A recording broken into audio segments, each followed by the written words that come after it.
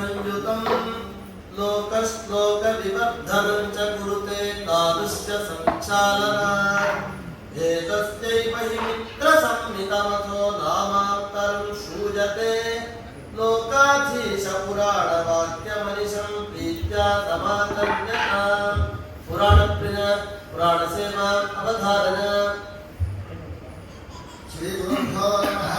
हरिः ओम्।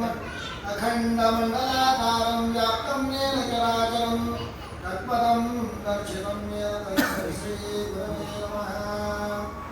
वक्रतुण्डमहाकाय कोटिसूर्यसमप्रभा अविघ्नं कुरु मे देव सर्वकार्येषु सर्वदा।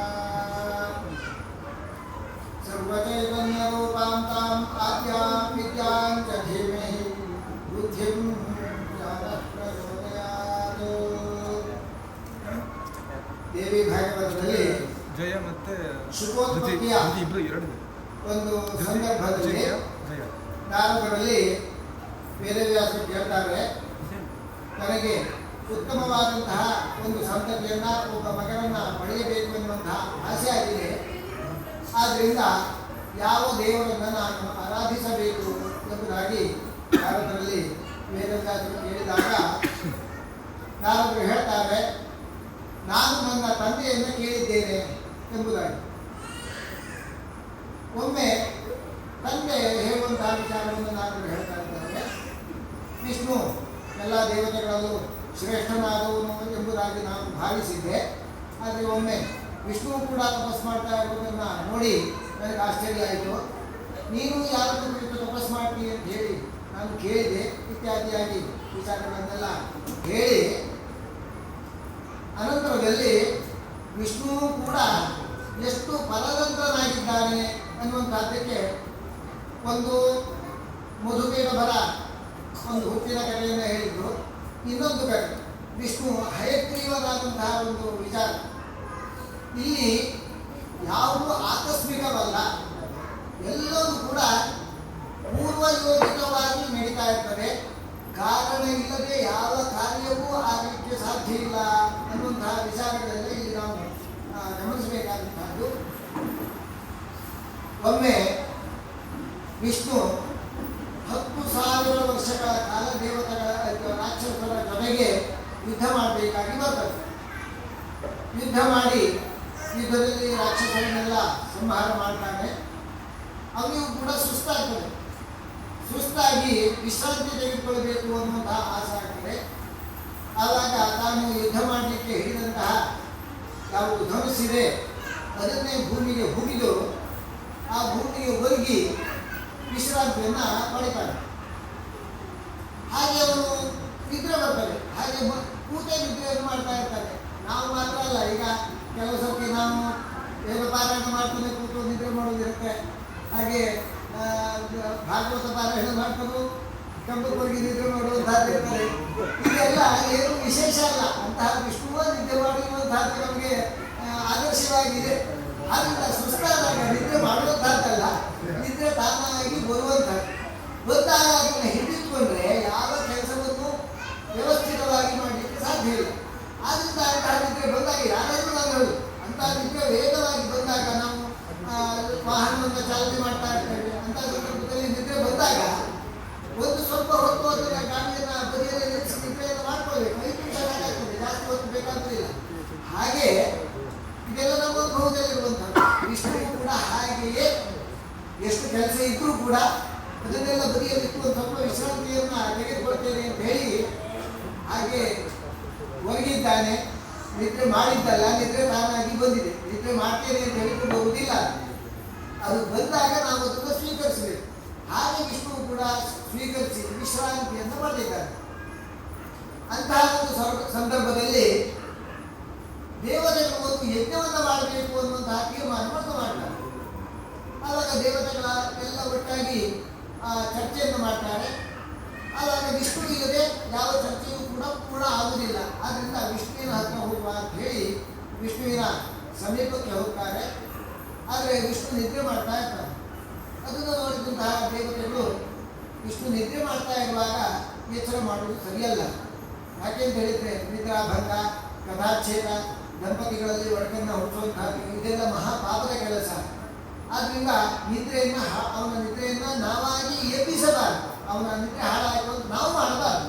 ಆದರೆ ಅವನಿಗೆ ಎಚ್ಚರ ಆಗಬೇಕು. ಎಚ್ಚರ ಆಗದೆ ಅಂದರೆ ನಮ್ಮ ಕೆಲಸ ಆಗುವುದಿಲ್ಲ. ಇದಕ್ಕೆ ಏನು ಮಾಡುವುದು ಎಂಬುದಾಗಿ ಆಲೋಚನೆ ಮಾಡ್ತಾರೆ. ಆವಾಗ ಅಲ್ಲೇ ಪಕ್ಕದಲ್ಲಿ ಒಂದು ಬರಲೆ ಗೆದ್ದಲು, ಅದು ಹತ್ತಿರದಲ್ಲಿ ಇರ್ತದೆ. ಅದರಲ್ಲಿ ಕೇಳ್ತಾರೆ, ನೀನು ಆ ವಿಷ್ಣುವಿನ ಧನಸ್ಸನ್ನು ಹಿಡಿದು ಅದನ್ನು ಲಡ್ಡು ಮಾಡಿ ನೀನು ಅದನ್ನು ತುಂಡು ಮಾಡಿ ಆ ಧನಸ್ಸು ಬಿದ್ದು ಹೋದ ತಕ್ಷಣ ವಿಷ್ಣುವಿಗೆ ಉರುಗಲಿಕ್ಕಿರುವುದಿಲ್ಲ. ಪೂಜೆ ಹಿಂದಕ್ಕೆ ಬೀಳ್ತಾನೆ, ಎಚ್ಚರಾಗುತ್ತೆ ಅವನಿಗೆ. ಆದ್ದರಿಂದ ನಮಗೆ ಆ ಪಾಪ ಇಲ್ಲ. ಹೀಗೆ ವಿಷ್ಣುವಿನ ಇರಿಸುವ ಎಂಬುದಾಗಿ ಹೇಳ್ತಾರೆ. ಆವಾಗ ಆ ಗೆದ್ದಲು ಕೂಡ ಸುಮ್ಮನೆ ಇರುವುದಿಲ್ಲ. ಎಲ್ಲ ಸ್ವಾರ್ಥಿಗಳು, ಪ್ರಪಂಚವೇ ಸ್ವಾರ್ಥದಿಂದ ತುಂಬಿಕೊಂಡಿದೆ. ಗೆದ್ದಲು ಕೇಳ್ತಾರೆ, ನಾನೀಗ ವಿಷ್ಣುವನ್ನ ಎರಿಸಿದ್ರೆ ಇಷ್ಟೆಲ್ಲ ಮಾಡಿ ವಿಷ್ಣುವಿನ ಎರಿಸಿದ್ರೆ ನೀವು ಪಾಪ ಬರುತ್ತೆ ಅಂತ ಹೇಳಿ ಅವನು ಎರಿಸಲಿಕ್ಕೇ ಇರಲಿಲ್ಲ. ನಾನು ಮಾಡೋದು ಅದೇ ಕೆಲಸ, ನನಗೂ ಪಾಪ ಬರುತ್ತಲ್ಲ, ನನಗೆ ಅದರಿಂದ ಲಾಭ ಏನು ನನಗೆ ಅಂತ ಹೇಳಿ ಕೇಳ್ತಾರೆ. ಆವಾಗ ದೇವತೆಗಳು ಹೇಳ್ತಾರೆ, ಎಲ್ಲೆಲ್ಲಿ ಹೋಮ ನಡೀತದೋ ಆ ಹೋಮಗಳಲ್ಲಿ ಪರಿಸ್ತರಣದಿಂದ ಹೊರಗೆ ಬ್ರಾಹ್ಮಣರು ಹವಿಸ್ಸನ್ನ ಹೋಮಕ್ಕೆ ಹಾಕುವಾಗ ಪರಿಸ್ತರಣದಿಂದ ಹೊರಗೆ ಏನು ಹವಿಸ್ಸು ಬೀಳ್ತದೆ ಅದೆಲ್ಲ ನಿನಗೆ ನೀನು ಸ್ವೀಕಾರ ಮಾಡು ಎಂಬುದಾಗಿ ಹೇಳ್ತಾರೆ. ಆದ್ರಿಂದ ಬ್ರಾಹ್ಮಣರು ಒಂದು ವೇಳೆ ಹೋಮವನ್ನು ಮಾಡುವಾಗ ಏನೋ ಕೈಗೊತ್ತಿ ಸ್ವಲ್ಪ ಹವಿಸ್ಸು ಹೊರಗೆ ಬಿದ್ದರೆ ಅದು ದೊಡ್ಡ ಅಪರಾಧ ಆಯಿತು ಅಂತ ಹೇಳುವ ರೀತಿಯಲ್ಲಿ ಯಾವುದು ಭಾವಿಸಬಾರದು. ಇದರಲ್ಲಿ ನಾವು ಗಮನಿಸಬೇಕಾದಂತಹ ವಿಚಾರ. ಯಾಕೆ ಅಂತ ಹೇಳಿದ್ರೆ ದೈವ ಪ್ರೇರಣೆಯಂತೆ ಬ್ರಾಹ್ಮಣನ ಕೆಲಸ ನಡೀತಾ ಇರ್ತದೆ. ಅಂತಹ ಸಂದರ್ಭದಲ್ಲಿ ಕವಿ ಕೆಡವಿ ಕೆಲವು ಸತ್ಯ ಹೊರಗೆ ಬೀಳ್ತಾರೆ, ಕೆಲವರಿಗೆ ನಿದ್ರೆ ಬಂದು ಹೊರಗೆ ಬೀಳ್ತಿರ್ತಾರೆ. ಅಂತಹ ಸಂದರ್ಭದಲ್ಲಿಯೂ ಅದು ವ್ಯರ್ಥ ಅಲ್ಲ. ಇದನ್ನು ನಾವು ಗಮನಿಸಬೇಕಾದಂತಹ ವಿಚಾರ. ಈಗ ಬ್ರಾಹ್ಮಣಕ್ಕಿಂತ ಹವಿಸ್ ಹೊರಬಿಟ್ಟು ವ್ಯರ್ಥ ಆಯಿತು, ನಮ್ಮ ಯಜ್ಞ ಹಾಳಾಯಿತು, ಖಂಡಿತ ಇಲ್ಲ. ಅದಕ್ಕೂ ಕೂಡ ದೇವತೆಗಳಿದ್ದಾರೆ. ಆ ಗೆದ್ದಲಿದೆ, ಅದು ಅಲ್ಲಿಗೆ ದೇವತೆ. ಆ ಹವಿಸ್ಸನ್ನು ಅದು ಸ್ವೀಕಾರ ಮಾಡ್ತದೆ. ಯಾಕಂತ ಹೇಳಿದ್ರೆ ದೇವತೆಗಳ ವರದಾನ ಆಗುತ್ತೆ. ಆ ರೀತಿಯಾಗಿ ಒಪ್ಪಂದ ಆಗಿ ಆ ಗೆದ್ದಲು ಹೋಗಿ ಅವನು ಮಲಗಿರುವಂತಹ ಬಿಲ್ಲನ್ನು ಮಾಡ್ತದೆ. ಬಿಲ್ಲು ತುಂಡಾಗಿ ಏನಾಗ್ತದೆ ಅಂತ ಹೇಳಿದ್ರೆ, ದೇವತೆಗಳ ಆಲೋಚನೆಯಲ್ಲಿ ಬಿಲ್ಲು ತುಂಡಾಗಿ ಹಿಂದಕ್ಕೆ ಬೀಳ್ತದೆ, ವಿಷ್ಣು ಹೀಗೆ ಎಚ್ಚರ ಆಗ್ತಾನೆ ಅಂತ ಹೇಳುವ ಆಲೋಚನೆ ಇತ್ತು. ಆದರೆ ಗೆದ್ದಲು ತುಂಡು ಮಾಡಿದಂತಹ ಬಿಲ್ಲು ಎದುರು ಬೀಳ್ತದೆ. ಎದುರು ಬಿದ್ದು ವಿಷ್ಣುವಿನ ಕುತ್ತಿಗೆಯ ಮೇಲೆ ಬೀಳ್ತದೆ. ಕುತ್ತಿಗೆ ತುಂಡಾಗ್ತದೆ. ತುಂಡಾದಂತಹ ಕುತ್ತಿಗೆ ಎಲ್ಲೂ ಹೋಯ್ತು ಅಂತ ಹೇಳಿ ಯಾರಿಗೂ ಸಿಗುವುದಿಲ್ಲ. ದೊಡ್ಡ ಸಮಸ್ಯೆ. ಹುಡುಗಿದು ಎಲ್ಲೂ ಕುತ್ತಿಗೆ ಇಲ್ಲ. ಏನು ಮಾಡುವುದಿಲ್ಲ. ದೇವತೆಗಳೆಲ್ಲ ಆಲೋಚನೆ ಮಾಡ್ತಾರೆ, ಬ್ರಹ್ಮನನ್ನ ಕೇಳ್ತಾರೆ. ಒಟ್ಟಿಗೆ ಕೊನೆಗೆ ಮಹಾಮಾಯೆ ತಾಯಿಯನ್ನ ಪ್ರಾರ್ಥನೆ ಮಾಡುವುದು ಅಂತ ಹೇಳಿ ಎಲ್ಲರೂ ಒಟ್ಟಿಗೆ ಮಹಾಮಾತೆಯನ್ನ ತಾಯಿಯನ್ನ ಪ್ರಾರ್ಥನೆ ಮಾಡ್ತಾರೆ. ತಾಯಿ ಯಾಕೆ ಹೀಗಾಯಿತು ಅಂತ ಹೇಳಿ ಕೇಳುವಾಗ ಅಶರೀರವನ್ನೇ ಆಗ್ತದೆ. ಇದಕ್ಕೂ ಕಾರಣ ಇದೆ. ಒಂದು ಕಡೆಯಿಂದ ಯಾವುದೇ ಒಂದೊಂದು ಕೆಲಸಗಳು ಆಗಬೇಕಿದ್ರು ಎಷ್ಟೋ ಅನೇಕ ಕಾರಣಗಳು ಇರ್ತದೆ ಅಂತ ಹೇಳಲಿಕ್ಕೆ ಇದೆಲ್ಲ ಉದಾಹರಣೆ. ನಮಗೆ ಏನೋ ಒಂದು ಘಟನೆ ನಡೀತಿರ್ತದೆ, ತಕ್ಷಣ ನಾವು ತಲೆಬಿಸಿ ಮಾಡ್ಕೊಳ್ತೇವೆ, ಯಾಕೆ ಹೀಗಾಯಿತು ಅಂತ ಹೇಳಿ. ಹಿನ್ನೆಲೆಯಲ್ಲಿ ಬಹಳಷ್ಟು ಕಾರಣಗಳು ಇರ್ತದೆ ಅಂತ ಹೇಳುವುದು ನಾವು ಇದರಿಂದ ಗಮನಿಸಬೇಕಾದಂತಹ. ಇಲ್ಲಿ ಎರಡು ಕಾರಣಗಳಿವೆ. ಒಂದನೇದಾಗಿ ಹಯಗ್ರೀವ ಅನ್ನುವಂತಹ ಒಬ್ಬ ರಾಕ್ಷಸ ತಪಸ್ಸು, ದೇವಿಯನ್ನ ಕುರಿತು ತಪಸ್ಸನ್ನು ಮಾಡಿ ನನಗೆ ಸಾವು ಬರಬಾರದು ಅಂತ ಹೇಳಿ ಕೇಳ್ತಾನೆ. ಆವಾಗ ಹೇಳ್ತಾಳೆ, ಸಾವು ಬರಲಿಕ್ಕೆ ಇಲ್ಲ ಅಂತ ಹೇಳಿಕ್ಕೆ ಯಾರಿಗೂ ಸಾಧ್ಯ ಇಲ್ಲ, ಅಂತಹ ವರವನ್ನು ಕೊಡಲಿಕ್ಕೆ ಸಾಧ್ಯವಿಲ್ಲ. ಹುಟ್ಟಿದಂತಹ ಪ್ರತಿಯೊಬ್ಬ ವ್ಯಕ್ತಿಯೂ ಕೂಡ ಸಾಯಲೇಬೇಕು. ಆದ್ದರಿಂದ ನನಗೆ ಸಾವು ಬರಬಾರದು ಅನ್ನುವಂತಹ ವರವನ್ನು ನೀನು ಕೇಳಬೇಡ, ಇನ್ನೇನಾದರೂ ವರವನ್ನು ಬೇಕಾದ ಕೇಳುವುದಾಗಿ ಹೇಳ್ತಾನೆ. ಆವಾಗ ಹೇಳ್ತಾನೆ, ನನ್ನಂತಹ ನಾನು ಏನು ಹಯಗ್ರೀವನಾಗಿದ್ದೇನೆ, ಹಾಗೆ ಮತ್ತೊಬ್ಬ ಹಯಗ್ರೀವರಿಂದಲೇ ನನ್ನ ಸಾವು ಬರಬೇಕು ಎಂಬುದಾಗಿ ಕೇಳ್ಕೊಂಡಿರ್ತಾರೆ. ಒಂದು ಕಡೆಯಿಂದ ಇದು. ಇನ್ನು ಎರಡನೇದಾಗಿ ಒಮ್ಮೆ ಈ ವಿಷ್ಣು ಲಕ್ಷ್ಮಿಯು ಇಬ್ಬರು ಒಟ್ಟಿಗೆ ಇರ್ತಾರಂತೆ. ಅಂತಹ ಸಂದರ್ಭದಲ್ಲಿ ವಿಷ್ಣು ತನ್ನಷ್ಟಕ್ಕೆ ತಾನೇ ಒಮ್ಮೆ ನಗ್ತಾನೆ. ಯಾವುದೋ ಒಂದು ವಿಚಾರ ನೆನಪಾಗಿ ನಗಾಡ್ತಾಳೆ. ಇದನ್ನು ಲಕ್ಷ್ಮಿ ಗಮನಿಸ್ತಾಳೆ. ಗಮನಿಸಿದಂತಹ ಲಕ್ಷ್ಮಿಗೆ ಸಿಟ್ಟು ಬರ್ತದೆ. ಅವಳು ಹೇಳಿಸ್ತಾಳೆ, ನನ್ನ ಮುಖ ಕಂಡೆ ನೀನು ನಗ್ತಾ ಇರುವುದು ಅಂತ ಹೇಳಿ ಗಂಡನಲ್ಲಿ ಜಗಳ ಎತ್ತಿ ಬಿಡ್ತಾ ಇತ್ತು. ನೀನು ಯಾರೋ ಒಬ್ಬರು ಒಳ್ಳೆಯ ಮುಖದವಳನ್ನು ನೋಡ್ಕೊಂಡು ಬಂದಿದ್ದಿ, ಈಗ ನನ್ನ ಮುಖ ನೋಡಿ ನೀನು ನಗ್ತಾ ಇದ್ದಿ, ಆದ್ರಿಂದ ನಿನ್ನ ಕುತ್ತಿಗೆ ಕತ್ತರಿಸಿ ಹೋಗಿ ಎಂಬ ಶಾಪವನ್ನು ಕೊಡ್ತಾರೆ ಗಂಡನಿಗೆ ಹೆಂಡತಿ. ಇದು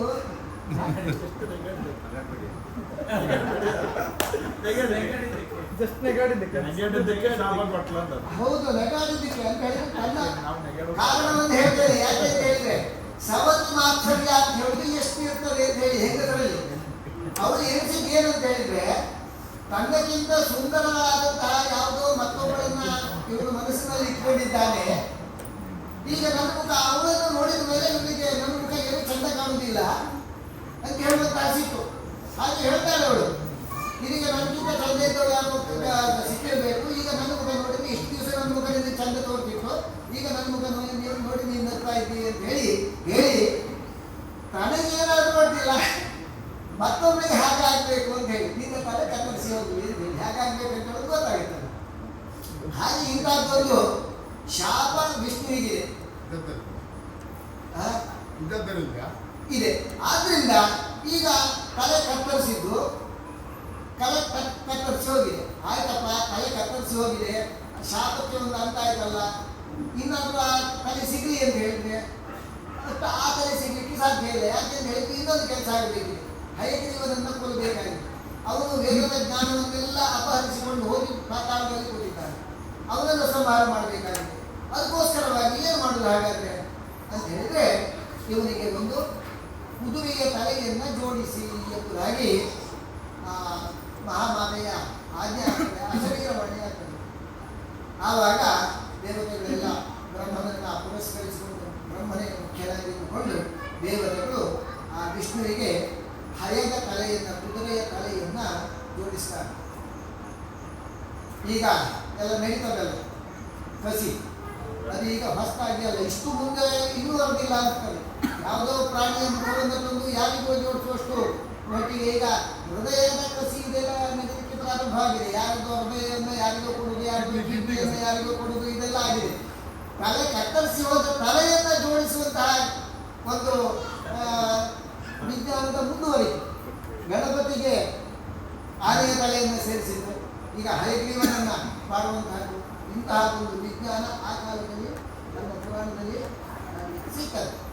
ಈ ರೀತಿಯಾಗಿ ಅಂತಹ ಒಂದು ಹಯಗ್ರೀವನ ಉತ್ಪತ್ತಿ ಆಗ್ತದೆ. ಈ ರೀತಿಯಾಗಿ ವಿಷ್ಣುವು ಕೂಡ ಸರ್ವತಂತ್ರ ಸ್ವತಂತ್ರನಲ್ಲ. ಅವನಿಗೂ ಕೂಡ ಇಂತಹ ಶಾಪಗಳು, ಇಂತಹ ಕಲಗಳು, ಹಾಗೆ ಅದರಿಂದ ಅದರ ಪರಿಣಾಮ ಅದೆಲ್ಲವುದನ್ನು ವಿಷ್ಣುವು ಕೂಡ ದೇವತೆಗಳಲ್ಲೇ ಹರಿಶ್ರೇಷ್ಠ, ದೇವತೆಗಳಲ್ಲೇ ಹರಿ ಸರ್ವೋತ್ತಮ, ಹಾಗೆ ಅವನಿಗೆ ವರದಾನ ಇದೆ. ಆದರೂ ಕೂಡ ಇಂತಹ ಸಮಸ್ಯೆಗಳನ್ನ ವಿಷ್ಣುವು ಕೂಡ ಅನುಭವಿಸಬೇಕಾಗ್ತದೆ. ಹಾಗಿರುವಾಗ ಮನುಷ್ಯರಾದಂತಹ ನಮ್ಮ ಕಥೆ ಏನು? ಆದ್ರಿಂದ ಕಷ್ಟ ಬಂದಾಗ ಯಾರು ಕುಗ್ಗಬಾರದು. ಅದಕ್ಕೇನು ಕಷ್ಟಕ್ಕೆ ಆದಾದೇವ ಪ್ರತಿಕ್ರಿಯೆ. ಕಷ್ಟ ಬಂದ ತಕ್ಷಣ ಅದಕ್ಕೆ ಏನು ಮುಂದೆ ಏನು ಮಾಡಬೇಕು ಅನ್ನುವಂತಹ ಆಲೋಚನೆಯನ್ನು ಆ ಕಾಲದಲ್ಲಿ ನಾವು ಮಾಡಬೇಕಾದಂತಹದ್ದು ಅತಿ ಮುಖ್ಯವಾದದ್ದು ಎನ್ನುವಂತಹ ಒಂದು ಸಂದೇಶವನ್ನು ಪುರಾಣ ಇಲ್ಲಿ ನಮಗೆ ಕೊಡ್ತಾ ಇದೆ. ಇಂತಹ ವಿಚಾರಗಳು ಪುರಾಣಗಳಲ್ಲಿ ತುಂಬಿಕೊಂಡಿದೆ. ಇದು ಶಾಸ್ತ್ರದ ವಿಚಾರಗಳನ್ನ ಸಂಸ್ಕೃತ ಭಾಷೆಯಲ್ಲೇ ಹೇಳಿದ್ರು. ಕೆಲವೊಂದು ಆಕ್ಷೇಪ ಇದೆ, ದೇವರಿಗೆ ಸೇವೆಯನ್ನು ಮಾಡುವಾಗ ಎಲ್ಲ ಸಂಸ್ಕೃತ ಭಾಷೆಯಲ್ಲೇ ಆಗಬೇಕು, ಗೀರ್ವಾಣ ಭಾಷೆ ಅಂತ ಹೇಳಿ. ಆದರೆ ಇದೀಗ ಪುರಾಣ ಆದ್ದರಿಂದ ನಮ್ಗೆ ಆಕ್ಷೇಪ ಇಲ್ಲ. ಯಾಕೆಂತ ಹೇಳಿದ್ರೆ ಯಾರ್ಯಾರಿಗೆ ಹೇಳೋದು ಬೇಡ ಅಂತ ಹೇಳ್ತಾರೆ, ಅದು ಬೇಡ ಇವತ್ತು. ಬೇಕಾದ್ರೆ ನಮ್ಮಂತಹ ಸಾಮಾನ್ಯರಿಗಾಗಿಯೇ ಪುರಾಣ ಇರುವಂತಹದ್ದು ಸುಲಭವಾದಂತಹ ಭಾಷೆಯಲ್ಲಿದೆ. ಆದ್ದರಿಂದ ಕನ್ನಡದಲ್ಲಿಯೂ ಕೂಡ ಪುಸ್ತಕಗಳು ಸಿಗ್ತವೆ. ಆದ್ದರಿಂದ ಇಂತಹ ಪುರಾಣಗಳನ್ನು ಓದುವಂತಹ ಒಂದು ಹವ್ಯಾಸವನ್ನು ಗಂಡಸರ ಹೆಂಗಸರು ಎಲ್ಲರೂ ಕೂಡ ಲೌಕಿಕರು ಕೂಡ ಇಟ್ಕೊಳ್ಬಹುದು. ಇಂತಹ ತತ್ವಗಳನ್ನು ನಾವು ಜೀವನದಲ್ಲಿ ಅಳವಡಿಸಿಕೊಂಡಾಗ ಅಂತಹ ಒಂದು ಕಷ್ಟದ ಸಂದರ್ಭದಲ್ಲಿ ನಾವು ಅದನ್ನು ಹೇಗೆ ಉತ್ತರಿಸಿ ಹೋಗಬೇಕು ಅನ್ನುವಂತಹ ಒಂದು ಧೈರ್ಯ ನಮಗೆ ಬರ್ತದೆ. ಈಗ ಏನು ಒಂದು ಆತ್ಮಹತ್ಯೆ ಇತ್ಯಾದಿಗಳು 98 ಅಥವಾ 99 ಮಾರ್ಕ್ ಬರಲಿಲ್ಲ, 96 ಮಾರ್ಕ್ ಬಂತು ಆತ್ಮಹತ್ಯೆ. ಇಂತಹ ಒಂದು ಸಂದರ್ಭಗಳು, ಕೆಲವರು ಸಾಲ ಆಗಿದೆ ತಿಳಿಸ್ಲಿಕ್ಕೆ ಆಗ್ತಾ ಇಲ್ಲ ಆತ್ಮಹತ್ಯೆ, ಇಂತಹ ಸಂದರ್ಭಗಳಲ್ಲಿ ನಮಗೆ ಧೈರ್ಯವನ್ನು ಕೊಡುವಂತಹ ಗ್ರಂಥಗಳು ಈ ಪುರಾಣದ ಆಗ್ತವೆ. ಅದರಿಂದ ಅಂತಹ ಪುರಾಣದ ಅಧ್ಯಯನವನ್ನು ಕೂಡ ನಾವು ಒಂದಷ್ಟು ಮಾಡುವಂತಹ ಪ್ರವೃತ್ತಿಯನ್ನು ಬೆಳೆಸ್ಕೊಳ್ಳುವ ಅಂತ ಹೇಳ್ತಾ ಪುರಾಣ ಸೇವೆಯಿಂದ ಸಿದ್ಧಪಡಿಸ್ತೇನೆ. ಸರ್ವೇ ಭವಂತು ಸುಖಿನಃ, ಸರ್ವೇ ಸಂತು ನಿರಾಮಯಾಃ, ಸರ್ವೇ ಭದ್ರಾಣಿ ಪಶ್ಯಂತು.